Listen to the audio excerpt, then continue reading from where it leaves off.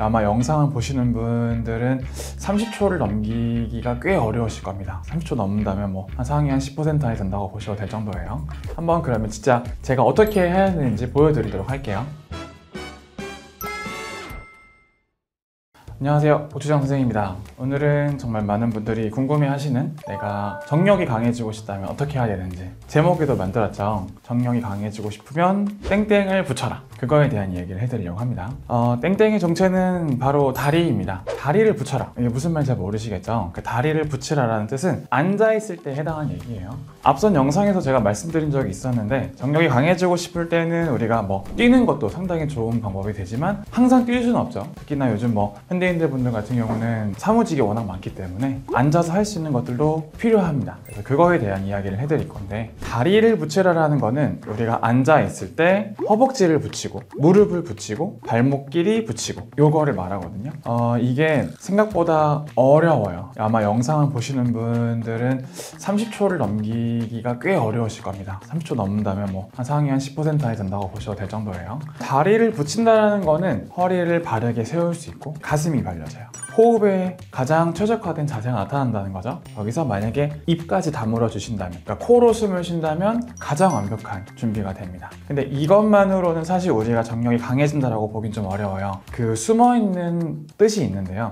우리가 다리를 모으고 허리를 바르게 세울 때 사실 그 사이에 LPHC, 요축, 골반, 고관절 복합체가 바르게 모형을 갖기 시작해요. 틀어진 골반이 가장 최적화된 위치로 감과 동시에 음경으로 가는 기능을 좌지우지할 수 있는 회음신경과 좌골 해면체근, 그다음 뭐 기타 혈액순환 구조들의 공간을 확보할 수 있게 됩니다. 이러한 여러 가지 요소들로 인해서 다리를 모으는 게 가장 효과적인 정력을 강화하는 방법이 됩니다.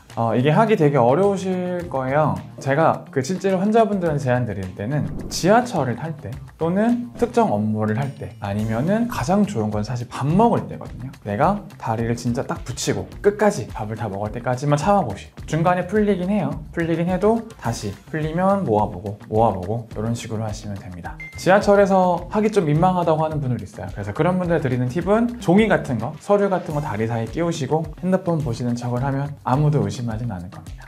한번 그러면 진짜 제가 어떻게 해야 되는지 보여드리도록 할게요. 자, 정력이 강해지는 방법 제가 직접 한번 보여드릴게요. 지금 이렇게 앉아있는 거 굉장히 익숙하죠? 아마 대부분 앉아서 일하시는 분들 다 이렇게 앉아있을 거예요. 일단 끝까지 보여드리자면 허벅지를 모으고요, 무릎을 붙이고 발목을 붙이고, 요게 가장 정석이에요. 이게 너무 어렵다 하시면은 허벅지 먼저 붙여서 좀 익숙해지신 다음에 무릎을 붙여보시고, 그 다음 마지막 단계는 발목까지, 이렇게 3단계 나눠서 진행해 보셔도 됩니다. 일단 끝까지 했다고 가정을 하고 완전히 붙였죠? 이 자세가 되면은 등을 굽는 게 더 어려워요. 그래서 필 수밖에 없게 되거든요. 필 수밖에 없게 되면서 동시에 허리가 올바른 전만이 되면 가슴이 펴져야 중량이 맞죠. 이 상태에서 입까지 다물고 코로 숨을 쉬면은 거의 완성이라고 보면 됩니다. 이게 지금 30초도 안 됐죠? 진짜 신호 바로 오거든요. 우리가 느껴지는 이 허벅지 쪽 근육이 있을 거예요. 이게 사실은 우리가 정말 필요시에 쓸 수 있는 근육이 됩니다. 그리고 동시에 근경 기능에 가장 중요한 신경인 회음신경 또는 회음신경 눌릴 수 있는 그 공간,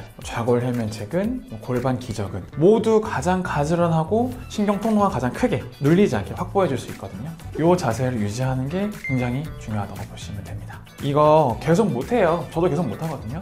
특정한 업무 할 때만 붙여봐야지, 또는 지하철 몇 정거장만 가봐야지, 오늘 밥 먹을 때만 붙여야지, 이런 식으로 조금씩 마치 도전과제를 깨듯이 하시면은 훨씬 잘 하실 수 있을 겁니다. 원장님, 그러면 이게 몇 초 정도 지속을 할 수 있어야 정상이라고 할 수 있을까요?